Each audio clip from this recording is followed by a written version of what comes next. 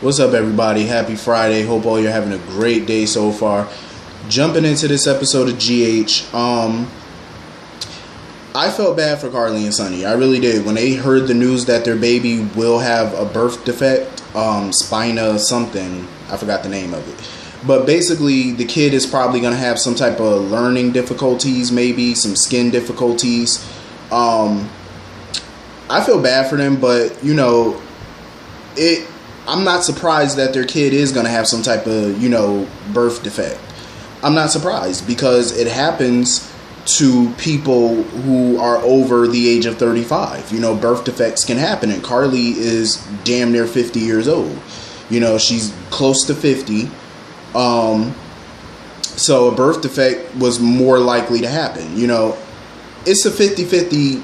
It's more 50-50, There's women who were 47, 48 getting pregnant, having a kid. And their baby came out perfectly healthy, no birth defects, no nothing. It's a crapshoot. You can't predict these things, because it's always 50-50. And they knew that going into this. They knew that.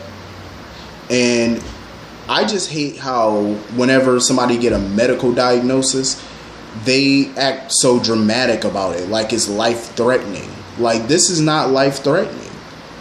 The doctor made it perfectly clear that their child can still live an active life. Made it perfectly clear. The kid can still live an active lifestyle. The baby's going to have some difficulties here and there, but I think with, the right doctors, the right tutors when, he or she get older,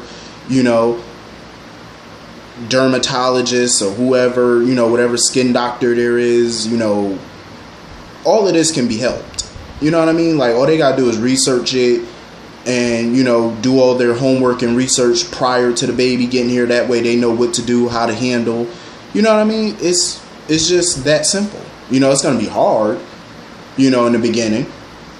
But once they get the hang of everything, I think it'll become easier for them and easier for the kid. I'm just happy that Sonny finally went to a doctor's appointment. It's about time. He's missed majority of them, but better late than never. So that way he can hear it from the doctor himself, what's going on. It's good to be involved, especially when you're dealing with a high-risk pregnancy. It's always good to, be there and be a support system. And, that's exactly what he was for Carly. He was a support system, letting her know, like, no matter what, they're going to be there for this child. They're going to love this child no matter what the difficulties are. They face way worse difficulties than this. So, so this should somewhat be a walk in the park for them. So anyway, moving on from that, Nina. Nina continues to irk my soul.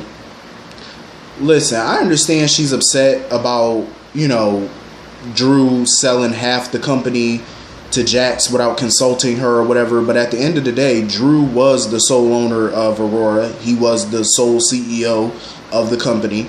Therefore, he didn't have to consult her about anything. Second of all, he was dealing with a lot with his sick son, and he didn't have time to consult you. You're technically an employee. He doesn't have to consult his employee about any major decisions he planned on making. The only way he would have to consult her or Maxie or any other employee is if it directly affected their jobs. This did not, affect their job whatsoever. They still have their positions. Nothing has really changed. The only thing that's changed is they have to answer to someone new. That's the only difference. Drew is not handling the print division and stuff. Jax is. So therefore, Jax is her boss. Meaning she cannot run to Drew whenever she has an issue with Jax. There's nothing Drew can do about it. He's not running that division. Jax is. So that's your new boss. Get over it. I'm just saying. All that running to Jax, her running to Drew, whining and complaining, that's not going to help it. That's not going to help.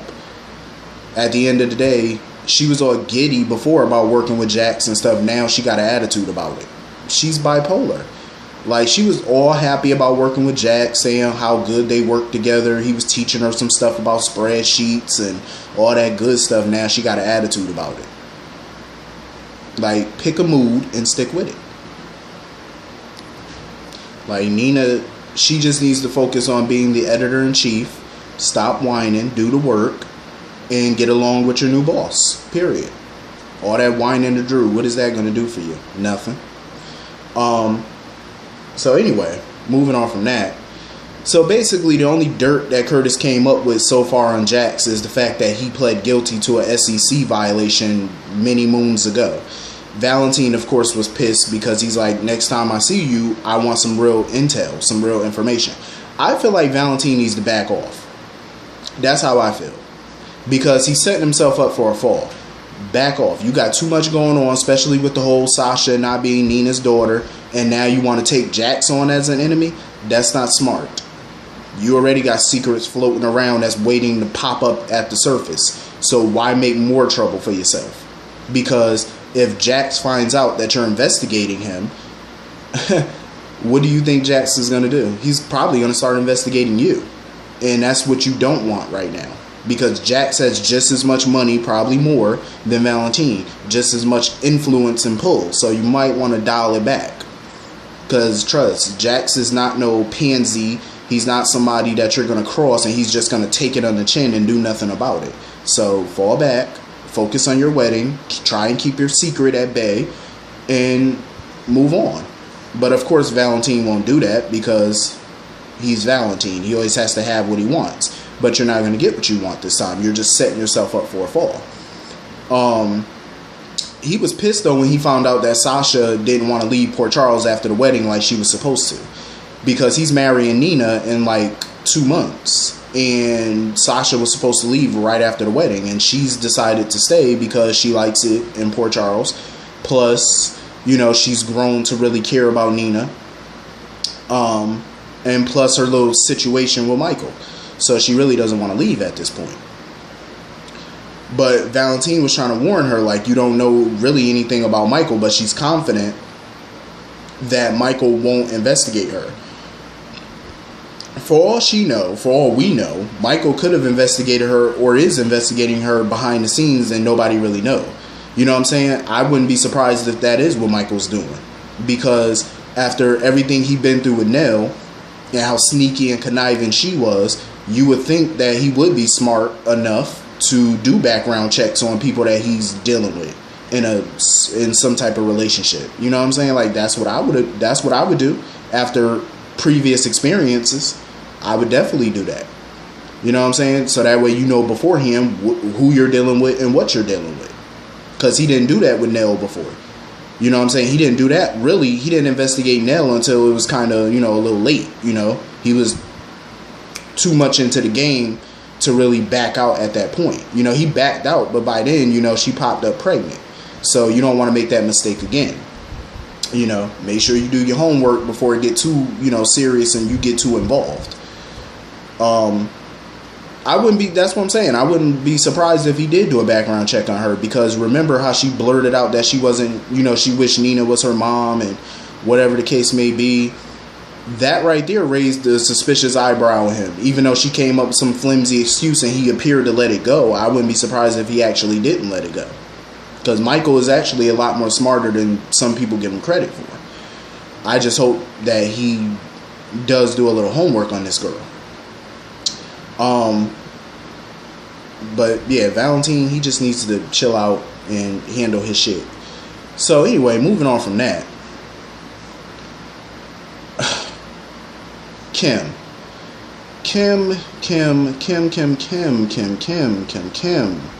I understand that this woman is grieving, but she pissed me off today.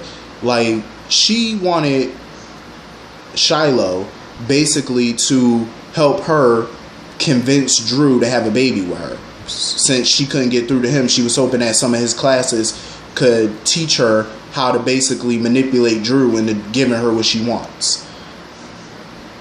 And then she started running off at the mouth of telling this stranger basically all of Julian's business about his custody issues, about Lucas and his custody issues with the bio father and how the bio father was dangerous. I said, no, you don't tell him that. You don't tell nobody that. You don't tell somebody else's business to somebody that you barely know. I don't care if you do know him well.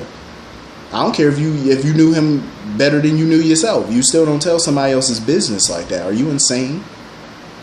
So now that she ran off at the mouth, Shiloh basically, he's putting 2 and 2 together now. So now he know that Wiley is really his son, because you could see it. He was basically putting 2 and 2 together. I said, damn. And by the time Julian got to her apartment, it was too late, because she already ran her mouth.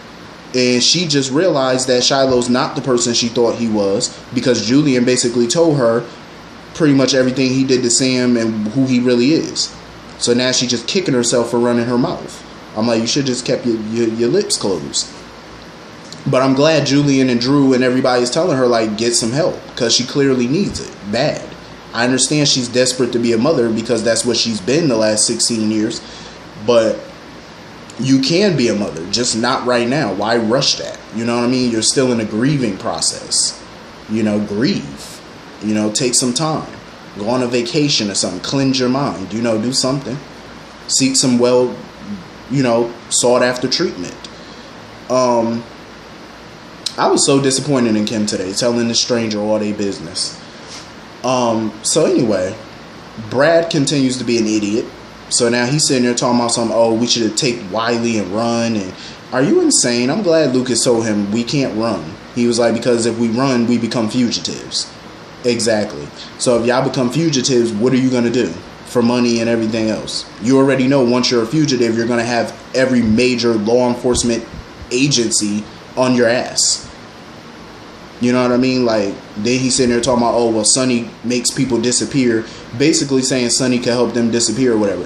When Sonny finds out that Brad basically held his grandson from his, from Michael and stuff like that, he's really going to make you disappear. And not in a good way. Not in the, oh, I'm going to give you some cash and a passport kind of way. He's going to make you disappear like, oh, you're in the Pine Barrens and no agency is going to be able to find you kind of way. Like, that's what you need to worry about. Brad is just an idiot. So when Shiloh found him at Charlie's pub, he going to sit there and yell at Shiloh, oh, stay the hell away from me. Now, that pretty much gave Shiloh confirmation that Wiley is his son by the reaction that Brad gave him. Because Brad was a big DOD lover. Now, all of a sudden, you're telling him to stay the hell away from you. You just confirmed what he was suspicious of after his conversation with Kim, you big dummy. Like, these people are just idiots. Like, I said, are you serious? Like, y'all know how to keep a secret worth a damn. I feel bad for Willow, though, because once Willow find out that this child that she's been trying so hard to protect is not really her child, it's going to hit the fan after that. I feel bad for her. But, at least now she know that Shiloh pretty much had something to do with the death of her father. So I think that's going to motivate her more to probably off him. I just feel like Willow has been through a lot, a hurtful, disrespectful, disloyal mother, the death of her father. Now she's going to, in the near future, she's going to have to deal with the loss of her child. It's going to be way too much for her. I think she might need therapy too after all of this. It's going to be way too much. But I like the fact that, Chase is sticking by her side, supporting her the best that he can. Because she's going to need all the support she can get. Once this is all said and done, she's going to need it. But, anyway. That's pretty much this whole episode. Hit the comment section. Let me know what y'all thought about today's episode. I will see y'all all Monday. Have a great weekend. Peace.